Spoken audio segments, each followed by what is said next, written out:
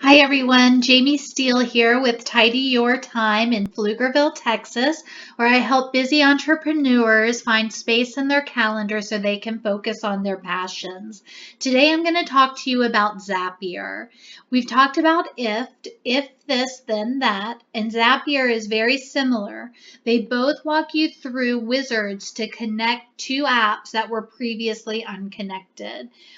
Another difference between IFT and Zapier is that you can do multi-step zaps in Zapier. So one trigger can have more than one action. I'm going to walk you through how to do that today. So right now we're on the home page after you log into your Zapier account. And you can see that it lists the zaps that I have. I'm on a free plan, so I have room for 5 zaps and for 100 tasks. And tasks are the actions that Zapier does within a zap. So, for example, in this Instagram to Edgar library, whenever I post something on my Instagram account, it automatically adds the post to my Meet Edgar library, which is where I schedule my social media. So that's a handy zap if anyone wants to use that one. What we're going to do today is really look at how to create a zap. And you can start in one of two ways. You can click in the upper left for Make a Zap, or you can click right above where all your zaps are listed, you can click Create a Zap.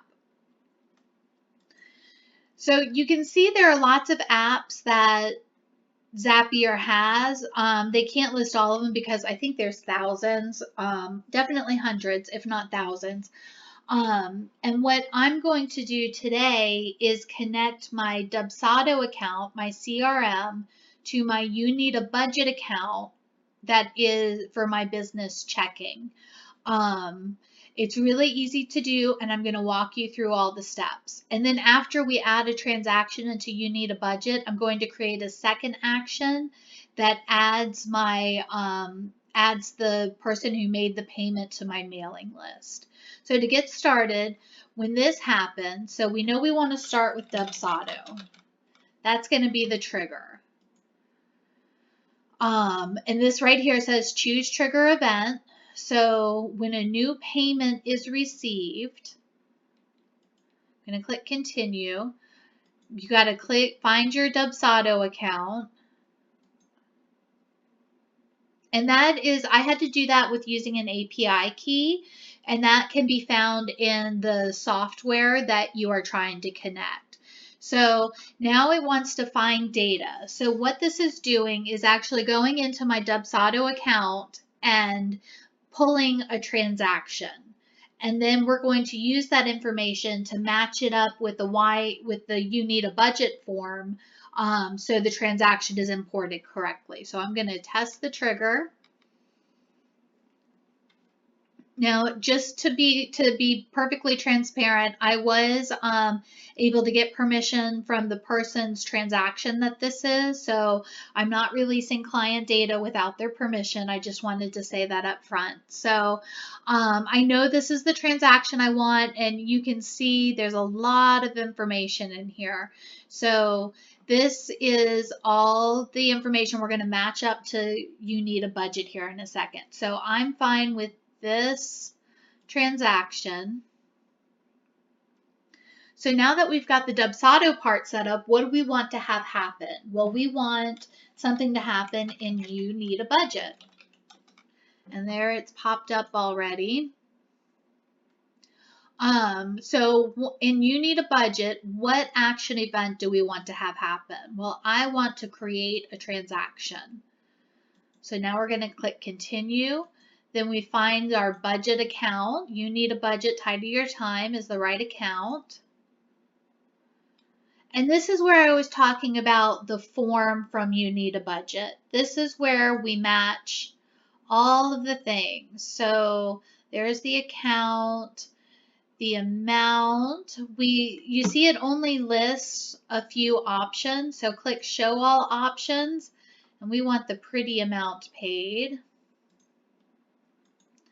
The date. So it's kind of annoying that you have to keep clicking show more options, but what are you going to do?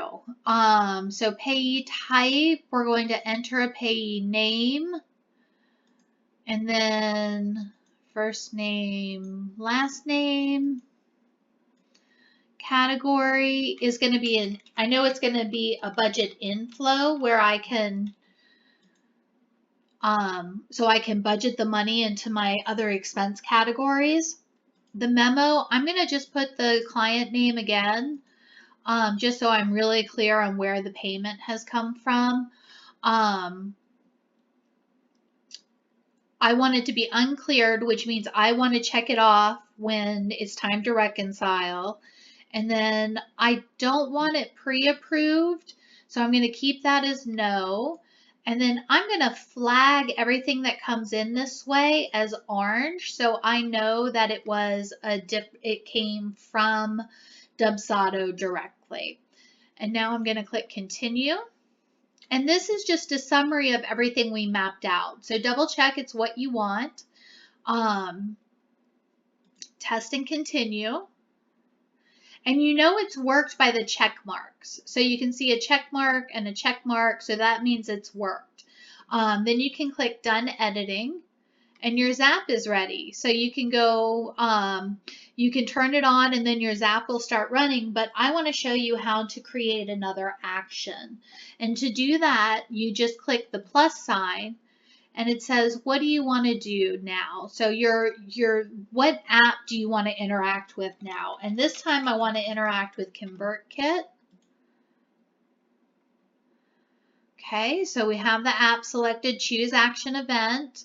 I want to add a subscriber to a form, and then you have to verify your ConvertKit account. Again, that was done with an API key. So this one, they don't have the show more. Oh, there we go. I now understand you can click these buttons. I didn't realize that before. So I am going to do the client email and then first name, and I'm taking this information from Dubsado. You could also take it from You Need a Budget, but I'm going to keep it with Dubsado, and I know the space doesn't happen in there, and I want to actually take out the last name. So I just want the first name. Opt into sequence, yes. I forgot to choose a form. That's the most important one. The Claire form is my generic one. So continue. Test and continue. That's just confirming again what you mapped out. And the check mark shows you that you have success.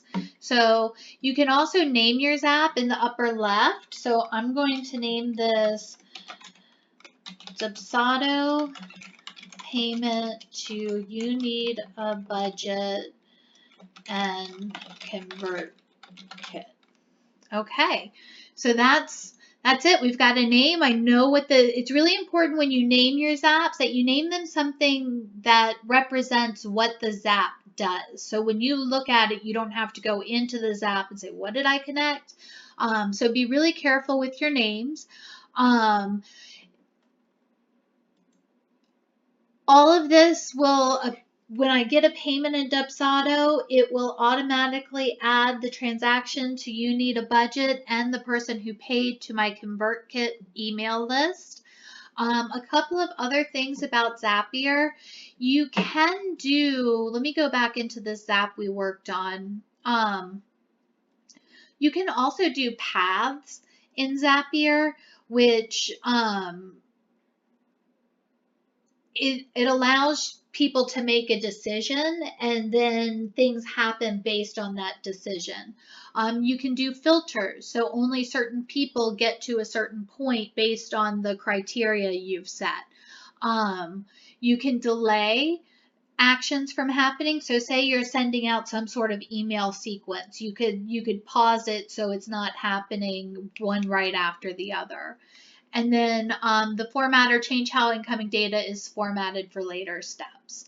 So that's a pretty neat feature in Dubsado. I know that IFTTT platform has some of these options, but it's a totally separate platform. It's mainly for developers, and you can do multi-step applets in there, but it takes a little more programming, I think. So I like to keep it a little simple. If you want to see what apps you already have connected, I've got ConvertKit, Dubsado, Edgar, Instagram, my to-do list, SchedPal, which is another task management, my Trello boards, and of course you need a budget. Your task history, this shows you every time something has run. It's very helpful. You can see down here on the left side the free legacy plan. I have 36 tasks that have already run, and I have 4 of my 5 zaps turned on. So Explore is where you can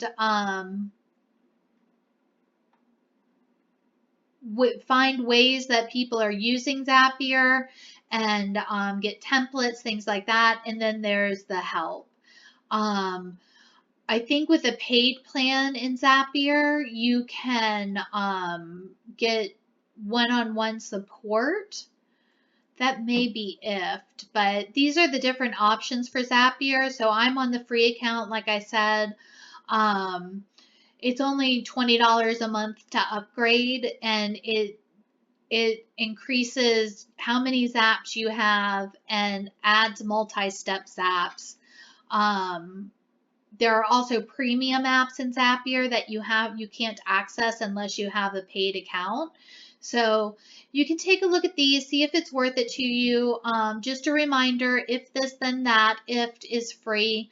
So you might be able to get by on using both the accounts as freebies for a while until you really need to upgrade. Well, I hope that was helpful. It was a pleasure talking with you today, and I will talk with you again soon. Thanks so much. This is Jamie with Tidy Your Time, where I help busy entrepreneurs find space in their calendar so they can focus on their passions.